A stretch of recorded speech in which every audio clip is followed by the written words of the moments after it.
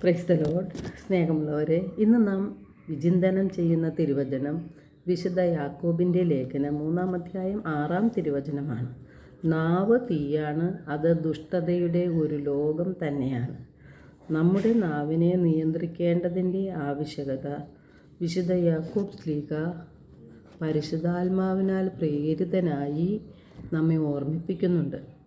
നമ്മുടെ നാവ് ദുരുപയോഗം ചെയ്യുമ്പോൾ അത് അനേകരെയും മാത്രമല്ല നമ്മെയും നശിപ്പിക്കുന്ന ദുഷ്ടതയുടെ ഒരു വലിയ തീയായി മാറുകയാണ്.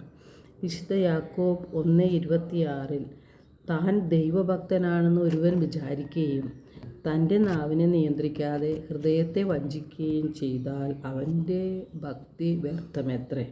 ഇപ്പോൾ നാം നിത്യവും പള്ളിയിൽ പോകുന്നവരാകാം, പ്രാർത്ഥിക്കുന്നവരാകാം, ജപമാല ചൊല്ലുന്നവരാകാം, ദാനധർമ്മങ്ങൾ ചെയ്യുന്നവരാകാം.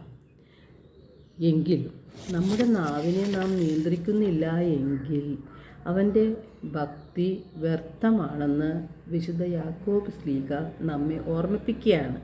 1 പത്രോസ് 3:10 നിങ്ങൾ ജീവിതത്തെ സ്നേഹിക്കുകയും നല്ല ദിനങ്ങൾ കാണാൻ ആഗ്രഹിക്കുകയും ചെയ്യുന്നവൻ തിന്മയിൽ നിന്ന് തൻ്റെ നാവിനെയും വ്യാജം പറയുന്നതിൽ നിന്ന് തൻ്റെ അധരത്തെയും നിയന്ത്രിക്കട്ടെ.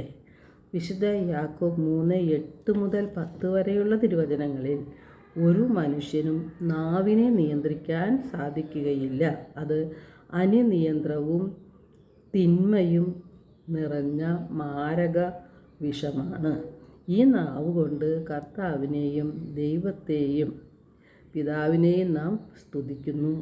ദൈവത്തിൻ്റെ സാദൃശ്യത്തിൽ സൃഷ്ടിക്കപ്പെട്ട മനുഷ്യരെ അതേ നാവ് കൊണ്ട് ശപിക്കുകയും ചെയ്യുന്നു. അപ്പോൾ ഒരേ വായിൽ നിന്ന് അനുഗ്രഹവും ശാപവും പുറപ്പെടുവിക്കുന്നു.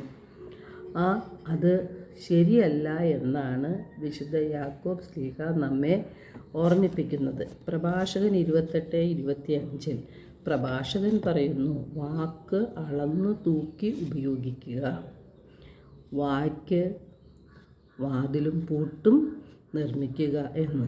അപ്പോൾ നമ്മുടെ വാക്കുകൾ വളരെ ശ്രദ്ധിച്ച് ആവശ്യത്തിന് മാത്രം, അത് മറ്റുള്ളവരുടെ നന്മയ്ക്ക് വേണ്ടി മാത്രം ഉപയോഗിക്കാനുള്ളതാണ്. അതാണ് ജെറമിയ 15:19 കർത്താവ് അരുളി ചെയ്യുന്നത്.